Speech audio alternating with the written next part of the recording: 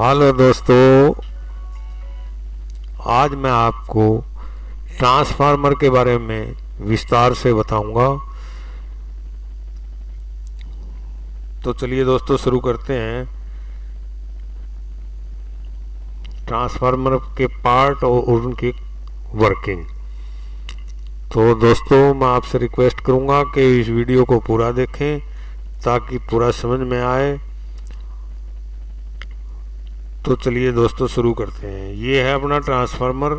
इसमें main part क्या क्या होते हैं उसके बारे में जानते हैं। इसमें लैमिनेटेड कोर होती है, वाइंडिंग होती है, टैंक होता है, ट्रांसफार्मर ऑयल होता है, टर्मिनल और बुशिंग होते हैं, टैप चेंजर भी लगा होता है, कंजर्वेटर टैंक होता है, बकल्स रिले और ब्रीदर, एक्सप्लोजन वाल और कूलिंग ट्यूब और रेडिएटर। ये इसके मेन पार्ट होते हैं। अब इसमें मैं इस पार्ट की वर्किंग और ये किस तरह लगे होते हैं इसमें उसके बारे में बताता हूँ। तो चलिए दोस्तों मैं आपसे फिर रिक्वेस्ट करूँगा कि मेरे चैनल को सब्सक्राइब करें। तो ये दोस्तों कोर है, इसमें ये लैमिनेटेड कोर होती है। ये आयरन की और स्टील की बनी होती है और बहुत ही सॉफ्ट धातु होती है, सिलिकॉन स्टील। और बहुत पतली पतली पत्तियां होती हैं जिनको इकट्ठा करके कोर बनाई जाती है, वो इस तरह बना दी जाती है। अब इसमें दो वाइंडिंग की जाती हैं, एक प्राइमरी वाइंडिंग, एक सेकेंडरी वाइंडिंग। अब जब जैसे इसमें प्राइमरी वाइंडिंग में सप्लाई देते हैं तो इस कोर में मैग्नेटिक फ्लक्स पैदा होता है जो कि सेकेंडरी वाइंडिंग में वोल्टेज पैदा करता है।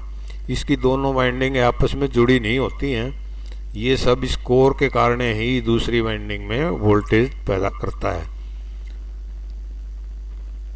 तो इसमें अपन स्टेप डाउन और स्टेप अप भी कर सकते हैं वोल्टेज को।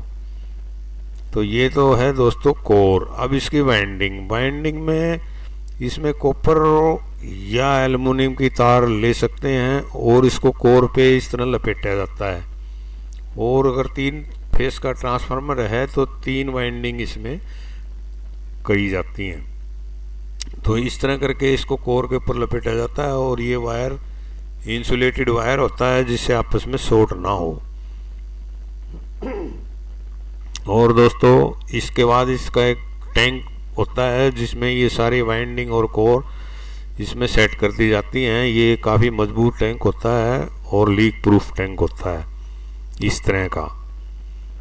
अब दोस्तों इसमें ट्रांसफार्मर ऑयल भी इस्तेमाल होता है। ये स्पेशल ऑयल होता है, आम ऑयल नहीं होता है। ये मिनरल ऑयल होता है और ट्रांसफार्मर के लिए ही तैयार किया जाता है। ये ट्रांसफार्मर में 2 काम करता है, ट्रांसफार्मर को ठंडा रखता है और उसमें इंसुलेशन का काम करता है। ये उसके बाद हो गया जी टर्मिनल और बुशिंग। तो ये दोस्तों इसमें टर्मिनल और बुशिंग लगे होते हैं जिससे हम इनपुट और आउटपुट के कनेक्शन जोड़ सकें। इसमें इंसुलेटर भी लगाए जाते हैं पोर्सलिन के, जिससे ये बॉडी के साथ डायरेक्ट टच ना हो। अब इसमें एक टेप चेंजर होता है जिसका काम होता है कि वोल्टेज को कंट्रोल करना। जैसे हमें आउटपुट वोल्टेज कितनी चाहिए उसी के हिसाब से इसकी टेप चेंज करके और आउटपुट वोल्टेज को कंट्रोल किया जा सकता है। अब दोस्तों इसमें एक कंजर्वेटर टैंक लगा होता है, वो इस तरह का होता है। ये इस तरह से कुछ होता है, इसमें आधा तेल भरा हुआ होता है और आधा हवा के लिए खाली रहता है। तो ये ट्रांसफार्मर के साथ इस पाइप से जुड़ा हुआ होता है और जब भी ट्रांसफार्मर को तेल की ज़रूरत होती है तो ये इसमें से ले लेता है। और जैसे ही ट्रांसफार्मर गर्म होकर तेल फैलता है तो वो फालतू तेल इसमें चला जाता है। अब दोस्तों इसमें एक बकल्स रिले होती है जो कि ट्रांसफार्मर की प्रोटेक्शन के लिए लगाई जाती है। वो इस तरह की होती है और ये कंजर्वेटर टैंक और मेन ट्रांसफार्मर के टैंक के साथ जो पाइप जुड़ता है उसके बीच में जुड़ी होती है। और ये जब भी कोई ट्रांसफार्मर में छोटा फॉल्ट होता है तो इसमें गैस पैदा होके और वो बक्कल्स रिले में जाती है, तो बक्कल्स रिले वोटर को सिग्नल देती है, तो वो वोटर बजने लग जाता है। अगर फिर भी कोई उसको नहीं देख पाता है और फॉल्ट बढ़ता है तो ये बक्कल्स रिले ब्रेकर को भी सिग्नल देती है, जिससे ब्रेकर ट्रिप हो जाता है और ट्रांसफार्मर अपना बच जाता है। तो ये बक्कल्स रिले का काम है। अब इसमें एक ब्रीदर लगा होता है, वो दोस्तों इस तरह का ब्रीदर होता है। वैसे इसको ट्रांसफार्मर की नाक भी कह सकते हैं।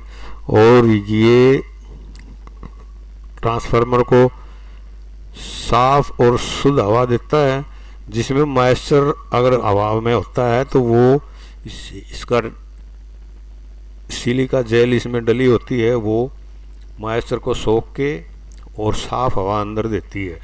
इस ब्रीदर का यही काम होता है। ये इस तरह कंजर्वेटर टैंक के साथ जुड़ा होता है।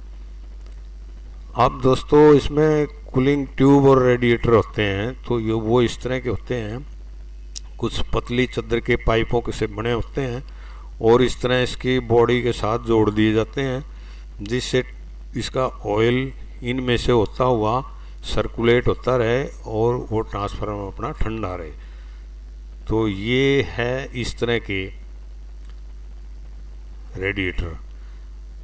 अब इसमें काम यही होता है कि जैसे ही ट्रांसफार्मर लोडेड होता है तो इसमें हीट जनरेट होती है और वो तेल गर्म होके ऊपर की तरफ भागता है और फिर इसमें से रेडिएटर में से होता हुआ ठंडा होके और फिर वापस ट्रांसफार्मर में आ जाता है।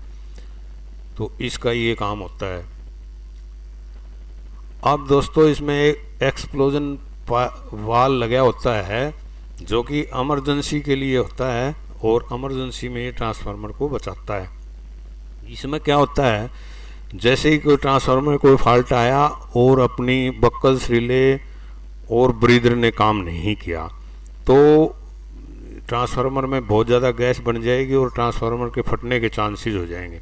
तो इस एक्सप्लोजन वाल में के मुंह पे एक डायफ्राम पतली चद्दर या हल्के मटेरियल का लगा होता है, जो कि गैस बनने पे वो अपने आप फट जाता है और सारी गैस बाहर निकल जाती है, जिससे अपना ट्रांसफार्मर फटने से बच जाता है। तो दोस्तों इस एक्सप्लोजन वाल का ये काम होता है। तो दोस्तों आशा है आपके समझ में आया होगा। मैंने इसके सारे पार्ट्स के बारे में और ट्रांसफार्मर के बारे में बताया, तो आशा करता हूँ आपको समझ में आया होगा। तो वीडियो पूरी देखने के लिए दोस्तों धन्यवाद।